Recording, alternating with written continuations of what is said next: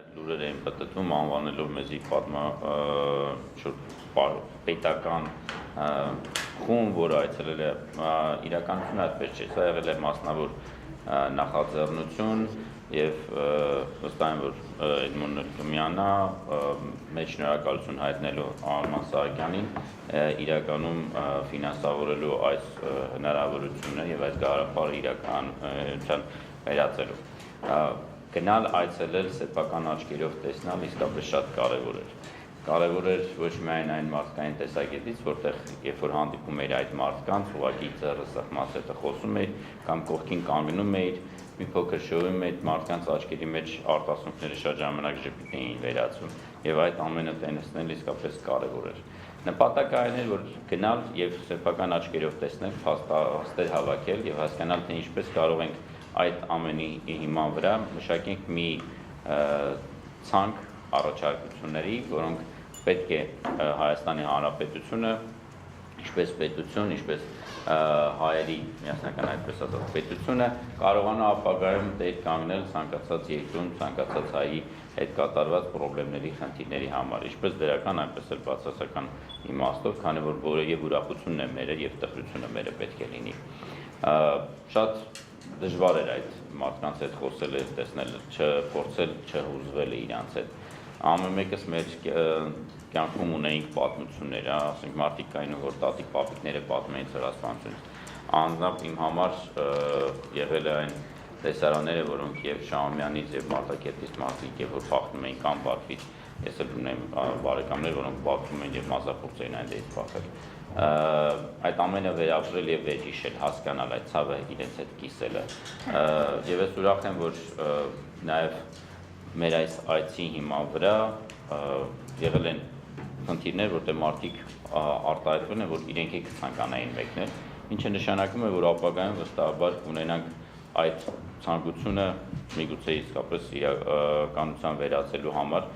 նորանոր ծրագրեր եւ ոչ միայն մեր խումբը կմեկնի այնտեղ, այլ նաեւ տարբեր խմբեր կմեկնեն։ Ես կոչ կանեի, որ եւ մամուլը մարդիկ մեկնեին, եւ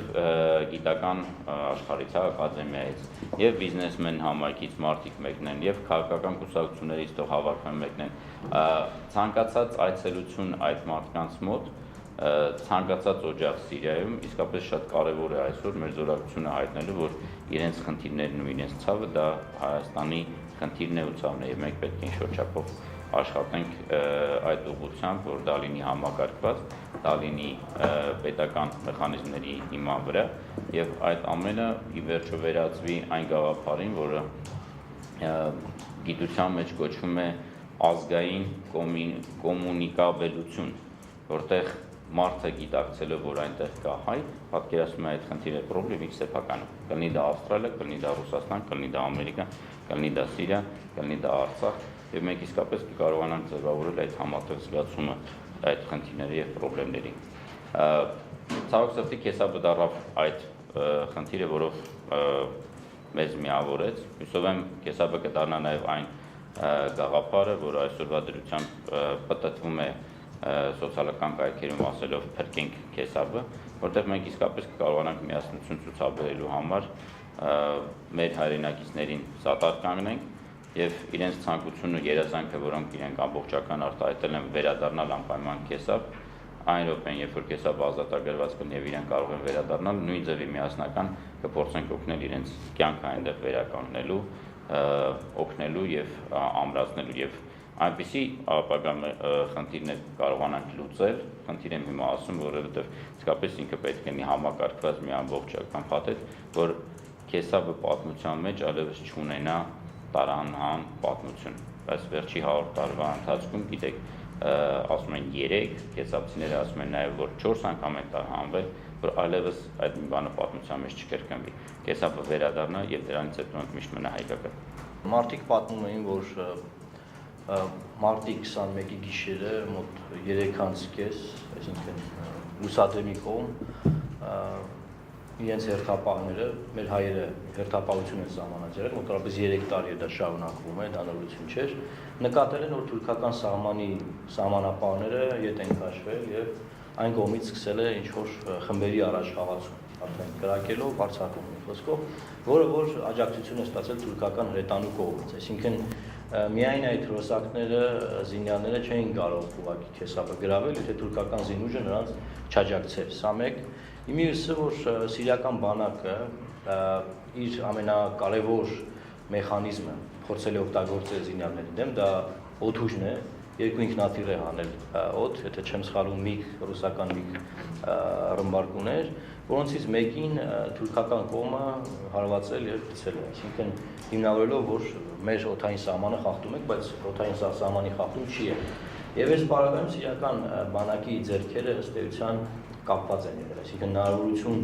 ռեալ դիմակայել այդ խմբերին ըստ էության նրանք չեն ունեցել, որովհետև նախ շատ հանկարծակի է եղել հարձակումը, ոչ մեկ չի սպասել, որ հարևան երկիրը իր սահմանը կբացի, իր տարածքը կտրամադրի, որ ինչ որ զինյալներ հարձակվեն գյուղի վրա։ Եվ սիրիական բանակի ուժերի միջոցներով, աջակցությամբ եւ հայերը եւ այնտեղ միայն հայեր չեն բնակվում, նաեւ ալևիներ են, տեղափոխվել են Լաթաքիա։ Կոնկրետ եկեղեցու տարածքում Սուրբ Աստվածածին հիմնական այն փաստաթղթավորված տվյալը, որ մենք ունենք, 320 ընտանիք ցուցակով օգտվում է սնունդից։ Սա նշանակում է, որ կոնկրետ 320 ընտանիք այնտեղ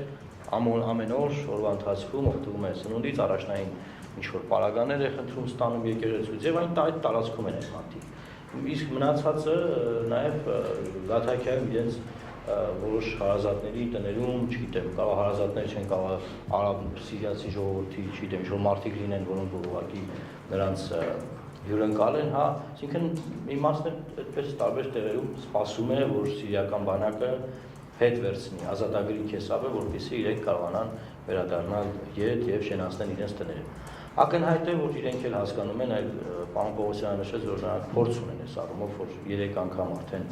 տարհանվել են մի ձևով վերջին 100 տարվա ընթացքում եւ գիտեն, որ եթե վերադառնան հետ, այնտեղ իրենց տնտեսությունը չի լինելու այնպեսին, ինչպեսին որ կար, իրենց տները չեն լինելու այնպեսին, ինչպեսին որ կա, իրենց հարստությունը, փողը, ոսկին, ամեն ինչ որ նրանք թողել են, դրանք թալանված են լինել։ Եվ նրանք խնդրում էին, որ վերադառնալու պարագայով մենք, որպես Հայաստանի Հանրապետություն, հայերը, աշխարհասփյուր, մեր սփյուռքը, հա, ամեն կերպ նրանց աջակցի իրենց տնտեսությունը վերականգնելու առումով։ Սա եւս մեկ փաստ է խոսում, որ մարդիկ որևէ կերպ չեն պատկերացնում, որ իրենք հնարավոր է լքեն Սիրիան ընդհանրապես եւ հնարավոր է չվերադառնան քեզ։ Այսինքն կար լուրջ վստահություն, որ իրենք վերադառնալու են, դա քննարկման առարկա չի։ Ուղղակի մի շաբաթից, 10 օրից եւ դա բան չէ։ Հիմնական մեր զրույցները կապված էին նախ նրանց այդ պատմությունների հետ եւ մենք նաեւ խնդրել ենք, որ պատմությունները նկարագրեն իրենք ուղարկեն, այսինքն դեպքը ոնց եղավ, ովքեր էին այնտեղ մարդ կար, որը գերի էր եղել 3 օր ու պատմել իր դեպքը, իր հեռախոսի մեջ ուներ սպանված այդ դիակների նկարները, որտեղ երբ որ իրան ազատագրել են գերությունից, սպանել են։ Եվ իրենք գերի վերցնողների մասին խոսքը գնում։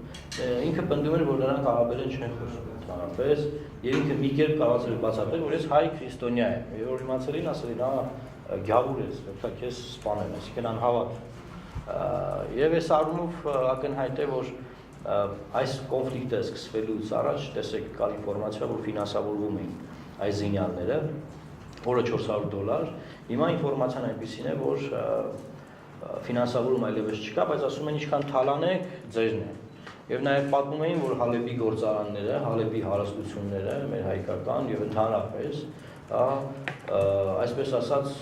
բոլտ ու գայքով քանդել տարել են Թուրքիա։ Ամբողջությամբ թալավել տարվել են եւ դրա մասին բազմաթիվ վկայություններ կային։ Թե իշխանություններն էին սապրում, թե ժողովուրդը։ Բնական է, որ մի բանը տեղի ունենալու քեսապ։ Եվ այստեղ արդեն մեր աջակցության անհրաժեշտությունը կլինի։ Մնացած մասով երևի գիտեք արդեն նշվեց էմոցիաներ, բայց մեզ համար կարևոր է նախ փաստաթղթավորելն է տեղի ունեցած մարդու իրավունքների խախտումները, Թուրքիայի որպես պետություն դերը այս խնդրում քեսապի վրա հարձակման առումով, որը որ ցեղասպանության 100-ամյակին ընդառաջ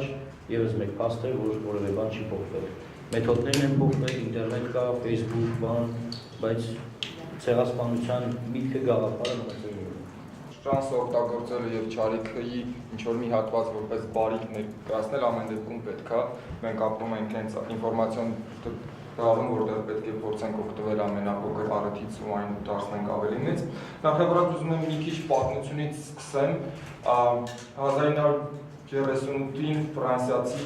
գրչի մեկ հատվածով Ալեքսանդրիադիս տանջակը նվիրեցին Թուրքիային ի խոստում այն բանի, որ Թուրքիան չի մասնած երկրորդ համաշխարհային եւ ֆաշիստական Գերմանիայի օգտին, այդ թվում նաեւ Քեսաբը, որը Ալեքսանդրիադիս տանջակի հատվածում էր, մտավ Թուրքիայի մաս։ Բայց կարդինալ Աղաջանյանի ջանքերով Քեսաբը կտրվեց Թուրքիայից ու վերադարձվեց Սիրիային, որովհետև այն հիմնականում բնակեցված էր հայերով, բայց ամեն դեպքում Թուրքիայի մոտ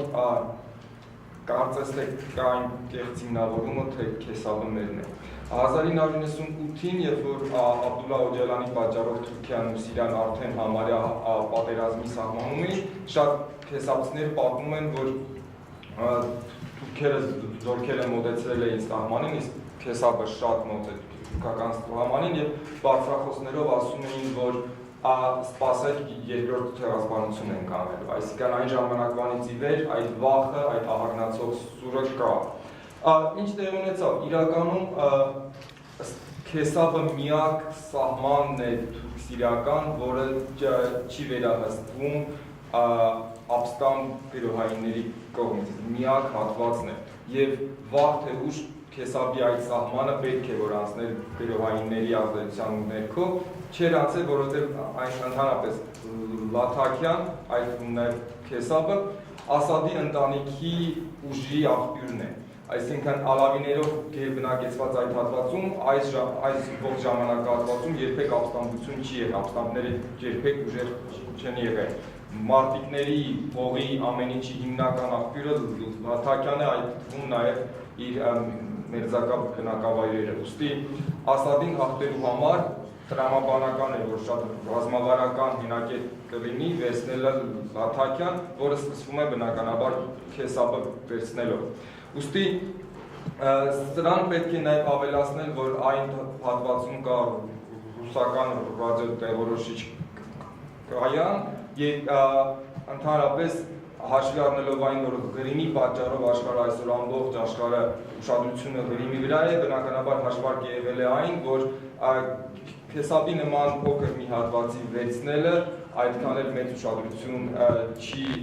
գրավի, ինչպես նաև շատ հնարավոր է չեմ պնդում, պարզապես սպեկուլյացիա եմ անում, որ նույն արևմուտքն է աջակցություն հայտնել Թուրքիային, որ ի պատասխան Ղրիմում ռուսական քայլի անենք Ռուսաստանի դաշնակցի ուղղությամբ մեկ հակաքայլ, ինչու ոչ նաև ռուսական ռադիոտեղորոշիչ կայանը չեզոքացնենք, որտեղ այն վերահսկում է արևելյան միջերկրածովում բոլոր թռիչքները, ինչը բնականաբար ՆԱՏՕ-ի համար ոչ այդքան հաճելի բան է։ Բայց ամեն դեպքում հայերը շատ ճիշտ կողմնորոշվեցին եւ շատ գովելի են փայսը, որ Save Քեսաբ hashtag-ը դարձավ տրենդային, եթե այս պայն Google ես անում Քեսաբ, հիմնականում այն նորություններն են, որ հայերը դատապարտում են Թուրքիային, ամերիկացի այս կամ այն տենատրները կոչով են հանդես եկել Թուրքիային դատապարտելու համար, թե հայկական սոցցանցերը, թե մեր պատգամավորների շատ ժամանակին այցը, թե Սերժ Սարգսյանի հայտարարությունը Հաագայում, թե Ամերիկայի հայկական համագումարի եւ Հայդատի հանձնախմբի շատ բուրըն աշխատանքը Վաշինգտոնում, այս ամենը դարձեց մի քիչ ավելի մեծ, մենք եւս մեկ անգամ օգտագործենք այս փաստը 100-ամյակին ընդառաջ հիշեցնելու ցեղասպանության մասին, ավելի արտնասնելու այս զգացումները, բայց ամեն դեպքում ցավոք սրտի կուզենայի մի քիչ բացասական անդրադարձնեի, որ 2 տարի վաղեմության Հալեպում կատարված սպանդիվիդեոները սկսեցին ներկայացվել որպես Քեսաբում դաժան սպանություններ, ինչը բնականաբար շատ մեծ դրամատիզմ ավելացրեց, արդյունքներ բերեց, սակայն թուրքերը այսօր օգտագործում են այս փաստը եւ ասում են, այ տեսնում եք հայերը կեղծ վիդեոները ցուցադրում են իբր թե Քեսաբում սպանությունների մասին, ինչքանով եք վստահ, որ առաջին համաշխարհային ֆոտոների մի մասն էլ նման օրինակ մեխանիզմի արդյունք չեն։ Ուստի մենք նաեւ պետք է ինքներս ուռճացնելով քեսաբի խնդիրը չհասցնենք այն արդեն ստի հատվածի։ Բայց ամփոփելով ուզում եմ նաև նախազգուշացնեմ, որ Էրդողանը մեծ հաղթանակ տարավ 2 օր առաջ տեղական կառավարման մարմինների ընտրությունում եւ կարծես թե օգոստոսի նախագահական ընտրություններից առաջ ներքին դաշտում ունեցավ իր հաղթանակը, բայց նրան շատ պետք է արտաքին դաշտում հաղթանակ նախագահական ընտրությունների համար եւ ամենահնարավոր հարձակման ուղղությունը, ամենահնարավոր ռազմական կարճատև հաղթանակը Սիրիայի դեմ պատերազմում կարճատև բախումն է եւ այդտեղ կա ընդամենը 2 տարածք, որը Թուրքիան կարող է իբր թե միջազգային իրավունքով արդարացնել իր ներկայությունը, մեկը արդեն հայտնի Արտահոսքից հայտնի է Սուլեյման Շահի դամբարանն է Սիրիայի տարածքում, մյուսը ցավոք սրտի Քեսաբը։ Ուստի կոչ կանեմ մնալ զգոն, որովհետև չի բացառվում, որ առաջիկա մի քանի ամիսների ընթացքում Քեսաբը դեռ լինի կռվախնձոր երկու պետությունների միջև։